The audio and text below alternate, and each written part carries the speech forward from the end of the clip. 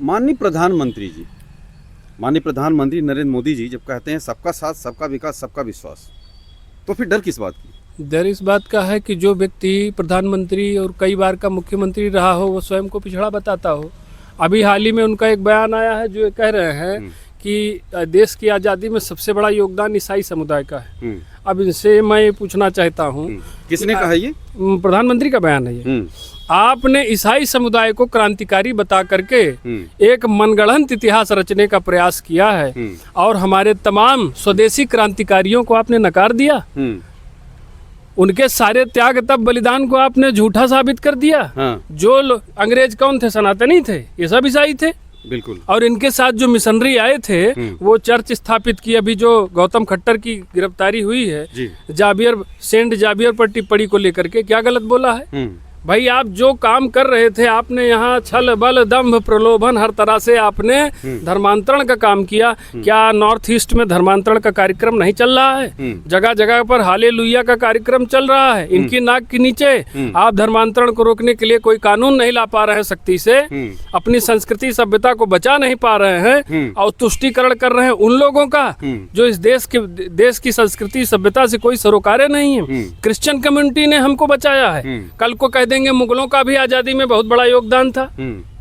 ये पूरी तरीके से दिवालिया हो चुके हैं मानसिक रूप से। क्या बयान दे रहे हैं, किस आधार पर? इन आरएसएस और बीजेपी का हमें लगता है अपना इतिहास, अपने खुद के इतिहासकार वो तैयार कर रहे हैं, अपने हिसाब से उसको गढ़ने का काम कर रहे हैं। जय हिंद। आप देख रहे हैं प्रचंड भारत न्यूज। आज हमारे साथ एक खास शख्सियत, सामाजिक कार्यकर्ता गुलशन तिवारी जी अयोध्या से आए हुए हैं। आज हमारे सवाल, बहुत सारे सवाल होंगे और गुलशन जी आपके जवाब होंगे। आपका बहुत बहुत स्वागत है गुलशन जी। धन्यवाद जी।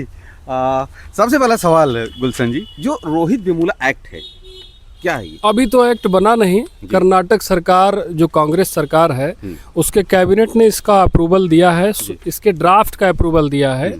SC/ST का वो मानते हैं कि जो हायर एजुकेशंस में प्राइवेट यूनिवर्सिटी हो या सरकारी हो वहाँ पर भेदभाव होता है और ये एकदम UGC की ही तर्ज पर है।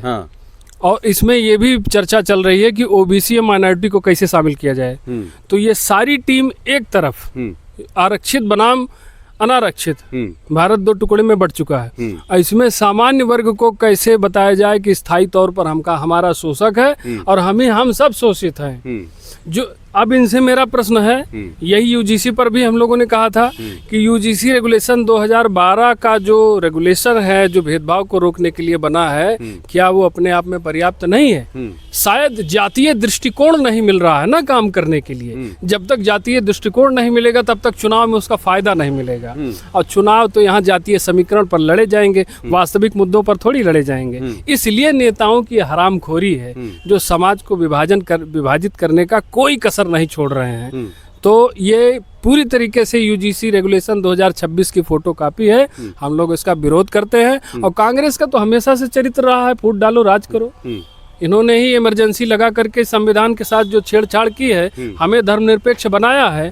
कभी अवसर मिला तो इनको माकूल जवाब दिया जाएगा, अच्छी मरम्मत की जाएगी, अच्छी मरम्मत की बिल्कुल की जाएगी। गुलशन जी, सवाल ये भी उठता है कि जो रोहित वेमुला था वो क्या वास्तव में SC/ST था या OBC?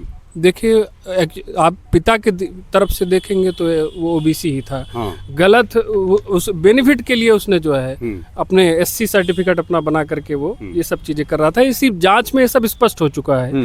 हम SC/ST OBC में नहीं जाएंगे, ना हम SC/ST OBC वर्ग के खिलाफ हैं। हम इस बात के खिलाफ हैं कि आप कब तक इनको वर्गीकृत किए रहेंगे, इस वर्ग के बाहर भी आएंगे कि नहीं आएंगे। आपके पास कुछ आंकड़ा आया कि नहीं आया? आप 70 साल तक लोकतांत्रिक व्यवस्था को चलाते रहे, कितनों को आप अगला बना पाए? ये प्रश्न तो उठेगा ना। क्या ऐसा है क्या आपकी दृष्टि से कि किसी एक वर्ग को जबरदस्ती पीड़ित बनाया जा रहा है और एक वर्ग को जबरदस्ती अपराधी बनाया जा रहा है?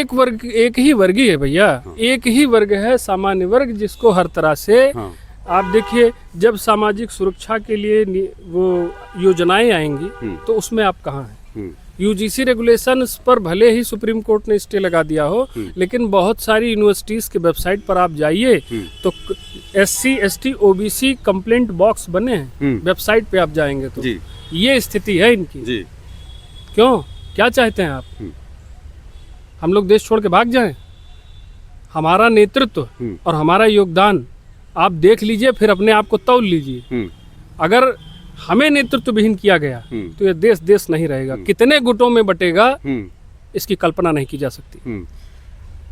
गुलशन जी, ये जो सामाजिक एकजुटता है, सरकारें तो देती है बहुत सारा नारा, लेकिन ये कैसे होगा? देखिए, जैसे हमको धर्मनिरपेक्ष बना दिया गया है, बता दिया गया कि सर्वधर्म समभाव, उसी तरह जाति निरपेक्ष नीतियाँ क्यों नहीं होती हैं? अक्सर सवाल उठते हैं, तमाम बुद्धिजीवी लोग इसकी बात करते हैं जी। अगर एक जो आरपी एक्ट है, रिप्रेजेंटेशन ऑफ पीपुल्स एक्ट, वो ये बताता है कि आप किसी भी तरह के प्रलोभन के तहत आप चुनाव नहीं लड़ेंगे। ये सारी रेगुलेशंस है। तो एक चीज अमेंडमेंट करके उसमें और जोड़ा जाना चाहिए कि जातीय आधार पर आप ना जातीय समीकरण के आधार पर ना चुनाव लड़ेंगे ना वोट मांगेंगे, ये चीजें तय हो जाए। बहुत सारे कानून हैं, उनका सख्ती से पालन नहीं होता। चुनाव आयोग खुद जो है भीष्म पितामह की तरह देखता रहता है, बहुत सारी विसंगतियां होती हैं। तो इसके सुधार के लिए केवल कानून बनाने से काम नहीं बनेगा, जो मौजूदा कानून है उसका सख्ती से पालन करना पड़ेगा। गुलशन जी, जो रिजर्वेशन है जी, रिजर्वेशन जब सबको दिया जा रहा है तो उसमें क्या दिक्कत है? आप शुरुआती दौर में रिजर्वेशन एक अस्थायी व्यवस्था थी। देश आज़ाद हुआ तो पॉलिटिकल रिजर्वेशन SC ST के लिए जो दिया गया वो था रिप्रेजेंटेशन उनका भी हो जाए। लेकिन वहीं पर डॉक्टर अम्बेडकर ने ये भी कहा था कि अगर इसे अनंत काल तक यानी अनलिमिटेड टाइम तक बढ़ाएंगे तो ये उनको अपाहिज बनाएगा।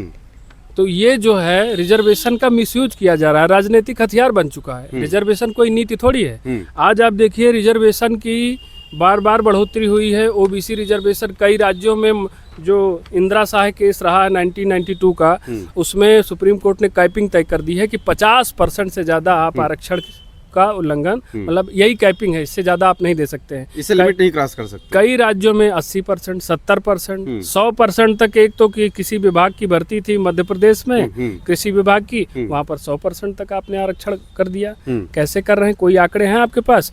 जब मंडल कमीशन भी आया तो उसको 1931 के जनगणना के आधार पर आपने डाटा तैयार किया, उसको लागू कर दिया। तमाम जातियों को आपने श्रेणीबद्ध करके पहले तो उनको पिछड़ा घोषित किया और उस पिछड़ेपन के आधार पर आपने देश के सामान्य वर्ग को दोषी ठहराते हुए उसको स्थायी रूप से शोषक सिद्ध कर दिया। ये बहुत बड़ा षड्यंत्र हुआ है। पहली बार जब अंग्रेजों ने जाति पूछना शुरू किया तो 1871 का समय था और आखिरी बार जो उन्होंने जनगणना बनाई थी 1931 की, उसके बाद कोई जनगणना उनके स्तर से नहीं हुई थी। इन आंकड़ों को अब 1990 में आप मंडल कमीशन की सिफारिशों को लागू करते हैं, 1931 का डाटा उठाते हैं, तो ये जो लगभग 60 साल का गैप रहा है, क्या इस 60 सालों में किसी का सामाजिक और जो है राजनैतिक या आर्थिक कोई विकास नहीं हुआ? आपने गलत डाटा प्रस्तुत किया और आज इसकी बिना समीक्षा किए, बिना आंकड़े प्रस्तुत किए, तमाम निरहु गुरहु जो हैं 10वीं 9वीं फेल, वो भी हेलीकॉप्टर से घूम रहे हैं किसी वर्ग विशेष के मसीहा बन करके, और उनका सशक्तिकरण करने के बजाय ये तुष्टीकरण कर रहे हैं। और यही तुष्टीकरण जनता को समझना होगा कि केवल आपको लॉलीपॉप दिया जा रहा है जी। ये आपको समर्थ बनाना नहीं है। रेबड़ी कल्चर जो चल रहा है, मुफ्तखोरी, ये नेता जो रेबड़ी कल्चर चला रहे हैं, बिहार का चुनाव आपने देखा, चुनाव के दौरान पार्टियां घोषणा कर देती है कि महिलाओं के खाते में 10-10 हजार जाएंगे, हम इतनी बिजली मुफ्त देंगे। ये सब क्या है? रेबड़ी कल्चर ही तो है। किसान को आप सम्मान निधि देते हैं, सम्मान निधि नहीं है, वो अपमान निधि है। हम जो फसल पैदा करते हैं उसकी कीमत निर्धारण का अधिकार हमको नहीं है। क्या इन्होंने स्वामीनाथन आयोग की सिफारिशों को लागू किया है? 3 कृषि बिल जो ये लेकर के आए थे, कानून बना दिया था इन्होंने और कह रहे थे किसानों के हित में होगा। जब किसानों के हित में था वो, तो बिल वापस क्यों ले लिए? प्रश्न ये उठता है। ये मौसम वैज्ञानिक है, समय परिस्थितियों के हिसाब से जब इनको लगता है जो चीज हमारी सत्ता के लिए अच्छी है वो अच्छी है, जो चीज हमारी सत्ता के लिए गलत है वो गलत है, बाकी सही और गलत का और फर्क इनको नहीं दिखता है।